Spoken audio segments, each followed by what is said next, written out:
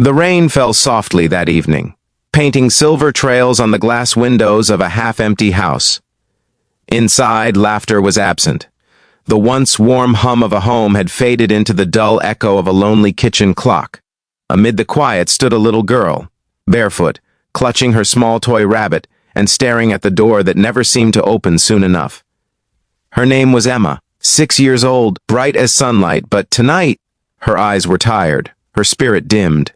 She whispered to herself as she wiped a small tear from her cheek, "Dad will come home soon."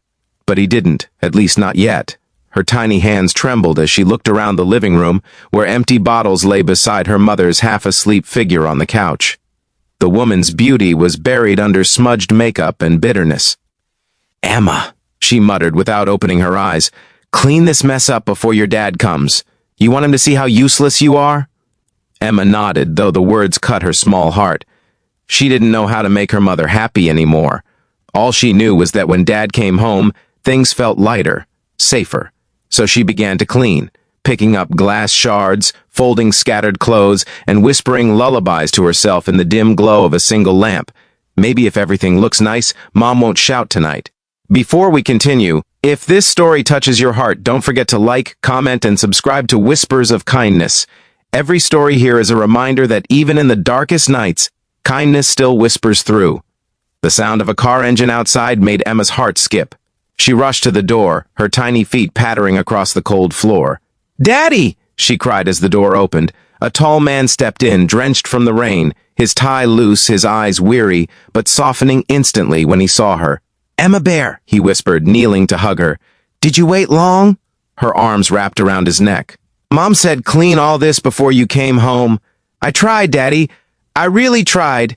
He looked around. The messy house, the broken bottles, the cold dinner on the stove, and then at his daughter's trembling hands.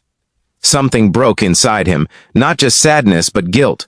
This wasn't the home he promised her when she was born. "Where's Mom?" he asked gently. "Sleeping," Emma said, glancing toward the couch. Her mother stirred slightly but didn't move. He sighed deeply and lifted Emma in his arms. "Let's clean up together, okay?" They moved quietly, side by side, a father and daughter rebuilding a sense of peace one piece at a time. She hummed softly while picking up toys. He washed dishes in silence. Yet every glance at her small face filled him with both love and pain. She deserved so much more than this. That night, after tucking her into bed, he stood by the window staring at the rain. His phone buzzed. It was his business partner. "We need to finalize tomorrow's contract, Ryan," the voice said. "It's the biggest deal yet. You could become one of the youngest millionaires in the firm." But Ryan barely heard the words. His gaze was fixed on Emma's tiny frame, sleeping peacefully despite everything. What was the point of all the money in the world, he thought, if my child grows up thinking love is something she has to earn by cleaning up someone else's chaos? Days turned into weeks. Emma's mother, Clara, grew colder, distant, and often disappeared for hours. Sometimes she'd come home with strangers, sometimes not at all. Ryan tried to keep the home afloat, juggling meetings, late nights, and Emma's bedtime stories. One morning, Emma woke up early. She found her father asleep at his desk, papers scattered everywhere. She tiptoed over and placed her blanket over his shoulders. "Daddy works so hard," she whispered to her toy rabbit. "When I grow up, I'll buy him a big house where he can rest." Ryan stirred and caught her whisper. His throat tightened. "You already gave me everything I need, sweetheart," he said softly, but fate wasn't done testing them. A week later, Ryan received a call while dropping Emma at school. Clara had been in an accident, drunk driving. The doctor said she'd survive, but her condition left her unable to walk or speak for months. The guilt consumed Ryan like a fire. Clara's choices had hurt them all, yet he couldn't turn his back. He took care of her, quietly, while shielding Emma from the darker truths. Emma, though small, understood more than anyone thought. She saw her father's exhaustion, the unpaid bills, the heavy eyes behind his tired smiles. So one afternoon, she did something that would change everything. She picked up his phone while he napped and scrolled through his messages. She saw the name Mr. Collins, business partner. The word millionaire caught her attention. She didn't know what it meant, but she thought, it must be someone who helps people. So she pressed call.